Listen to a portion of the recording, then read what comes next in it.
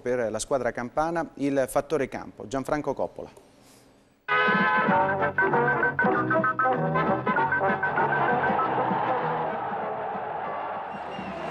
Settimo risultato utile consecutivo per la Juve Stabia, 7.000 spettatori, braglia come sempre tonico, Simoni reduce da 4 KO consecutivi, molto tirato. L'inizio è promettente per ambedue le formazioni, prima azione dei gialloblu di casa con Sau che serve Zito al lato da buona posizione, poi una clamorosa occasione per il Gubbio, traversa colpita da Graffiedi, un altro talento sprecato per restare in tema probabilmente. Graffiedi, conclusione splendida, palla sulla traversa, sfortunato il Gubbio che è ancora pericoloso con Cottafava, servito da Rui, ma Colombi riesce ad ipnotizzare praticamente l'attaccante del Gubbio.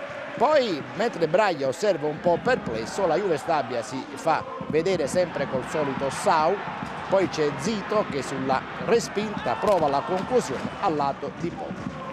Immagini montate da Lello Pierro per il meglio di Juve Stabia contro Gubbio. Nel secondo tempo va subito via una grande azione personale della Juve Stabia con Zito sulla sinistra, il tiro di Cazzola è alto sulla traversa, ma poi arriva il gol al 10°, era il preludio questo per la marcatura. Cazzola riceve sulla destra, dà la palla a Sau che trafigge Donnarumma. Ottimo finora il campionato di Sau, spesso decisivo, segna i gol importanti, quelli della vittoria. C'è un po' di valzer di sostituzioni, questo è un classico da una parte e dall'altra. Braglia che tira un po' perlomeno l'impermeabile, visti i nuvoloni, poi Braglia viene espulso per proteste.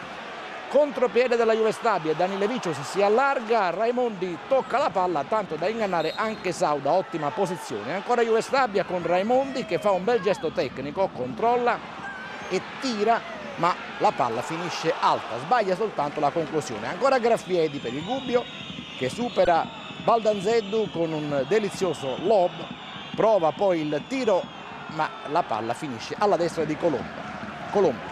Felicità Juve Stabia, delusione Gubbio. Dunque possiamo tornare in studio, un Gubbio quinto KO consecutivo, parziale attenuante per Simoni, le assenze di Almici, Briganti, Farina, Paonessa e Sandriani, ma di certo le cose non vanno bene. La Juve Stabia di Braglia, settimo risultato consecutivo, campionato finora veramente molto positivo nonostante la penalizzazione e la mannaia appunto del giudice sportivo. Migliore in campo Cazzola, Almenti di Castellammare, Juve Stabia batte Gubbio 1-0, linea Roma. Gianfranco Coppola parlava delle difficoltà del Gubbio, che è l'unica squadra di Serie B ancora